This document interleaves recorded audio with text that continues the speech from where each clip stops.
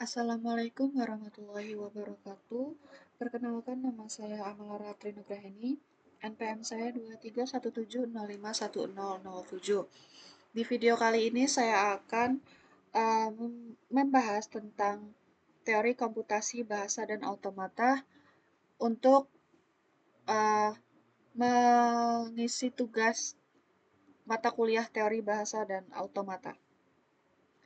Lalu yang pertama ada ilmu komputer memiliki dua komponen utama, yaitu model dan gagasan tentang komputasi dan teknik rekayasa untuk perancangan sistem komputasi.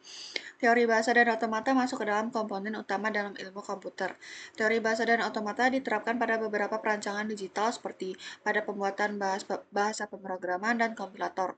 Sedangkan tujuan mempelajari teori bahasa dan otomata sendiri yaitu mengajarkan dasar-dasar teori bahasa formal dan model-model mesin matematis yang menggambarkan prinsip kerja komputer. Contoh penerapan pada mesin otomata, misalnya kita akan memodelkan mesin otomata yang hanya dapat menerima inputan dalam bahasa Inggris.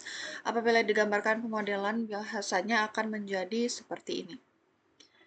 Pada gambar di atas merupakan mesin otomata yang hanya dapat menerima inputan berupa bahasa Inggris. Jika mesin mendapatkan string inputan,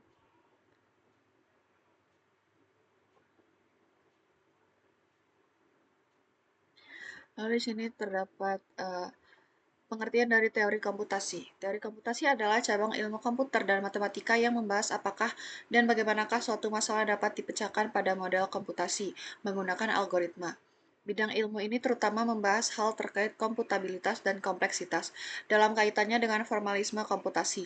Bidang teori komputasi dibagi menjadi tiga cabang besar, teori otomata dan bahasa formal, teori komputabilitas, dan teori kompleksitas komputasional. Mari kita bahas satu persatu. Yang pertama ada teori otomata.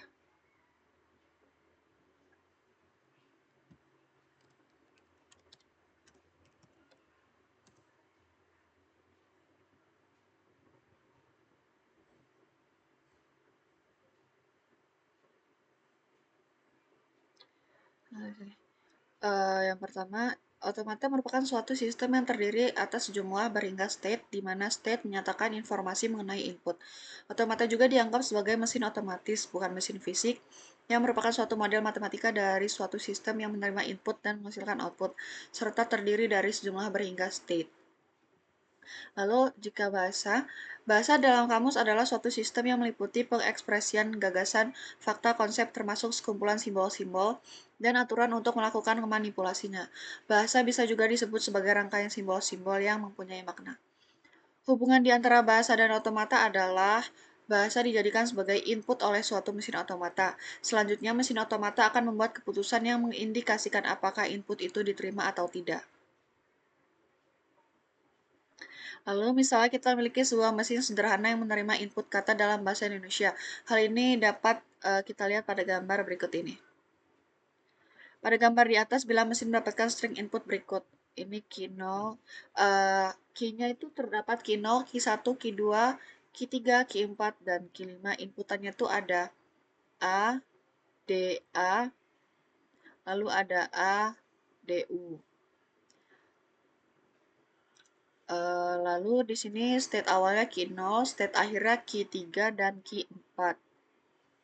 Lalu pada gambar di atas, bila mesin mendapatkan string input berikut, misalnya dari Q0 A, Q0 diberikan inputan A menuju Q1, diberikan inputan D menuju Q2, lalu Q2 diberikan inputan A, dia menuju Q3. Itu diterima. Lalu jika Q0 diberi inputan A menuju Q1, Q1 diberi inputan D menuju Q2, Q2 diberi inputan U menuju Q4, lalu Q2 itu diterima. Lalu jika Q0 diberi inputan A menuju Q1, diberikan inputan D menuju Q2, diberikan inputan D lagi menuju Q5, itu ditolak. Cara membedakan dia diterima atau ditolak yaitu kita melihat dari kedua lingkaran ini. Jika diterima, dia memiliki dua lingkaran. Jika ditolak, dia memiliki hanya satu lingkaran. Sebuah string input diterima bila mencapai state akhir atau final state yang di sana digambarkan dengan lingkaran ganda. Mesin ini memiliki 6 state. Q0, Q1, Q2, Q3, Q4, dan Q5. Yang mana himpunan state-nya yang ada pada mesin itu. State awal dari mesin ini adalah Q0, Q3, dan Q4 ini adalah state akhir atau final, sedangkan himpunan simbol input adalah A, D, dan U.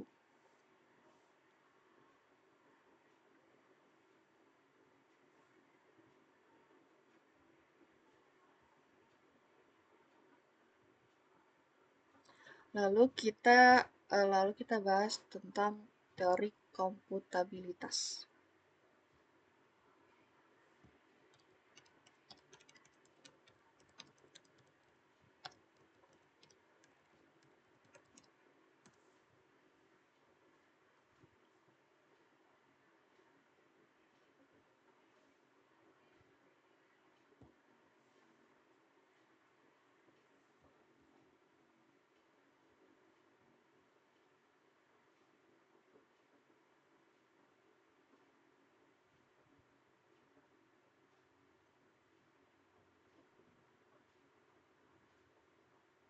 Lalu di sini terdapat beberapa model dari komputasi. Yang pertama ada Finite State Automata atau FSA.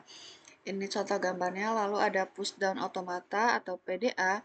Ini contoh gambarnya, dan ada mesin Turing atau Turing mesin atau TM.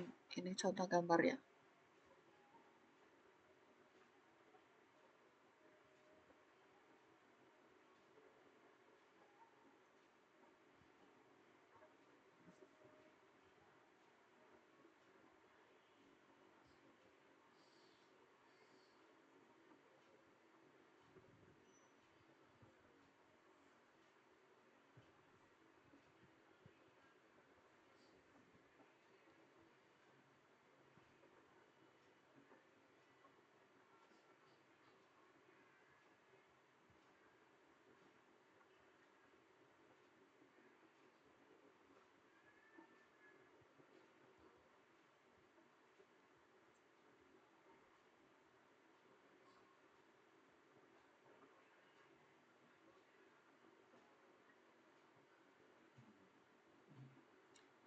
Teori komputasi dibagi lagi menjadi 3 ranting. Yang pertama ada teori otomata, yang kedua ada teori komputabilitas, dan yang ketiga ada teori kompleksitas.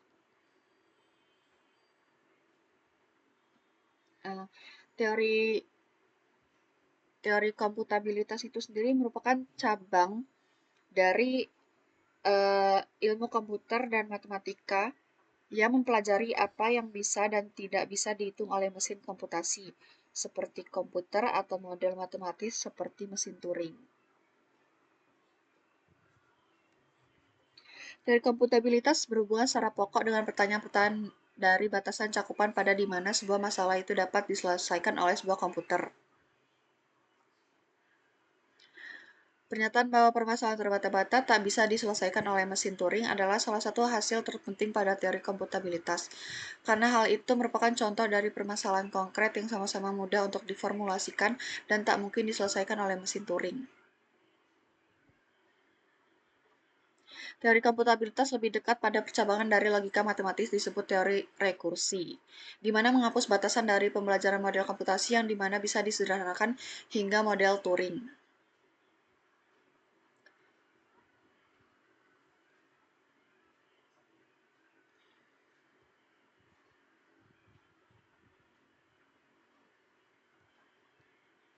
Eh, Untuk teori kompleksitas komputasional itu merupakan cabang dari ilmu komputer yang mempelajari efisiensi algoritma dalam memecahkan masalah-masalah komputasi. Fokus utamanya itu memahami sumber daya yang diperlukan oleh algoritma.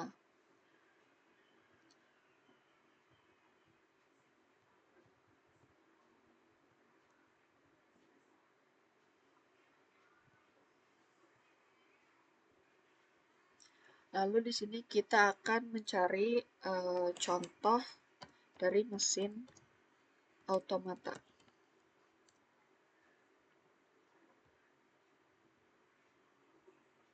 Ini merupakan contoh dari mesin automata. Lalu mesin automata itu dibagi menjadi Empat. Yang pertama tuh combinational logic, yang kedua ada finite state machine, yang ketiga ada push dan automaton, dan yang keempat ada Turing machine yang sudah dijelaskan di penjelasan yang sebelumnya. Uh, Mungkin sekian saja penjelasan dari saya. Apabila terdapat kesalahan, saya mohon maaf, dan pada Allah saya mohon ampun. Billahi taufiq wal hidayah. Wassalamualaikum warahmatullahi wabarakatuh.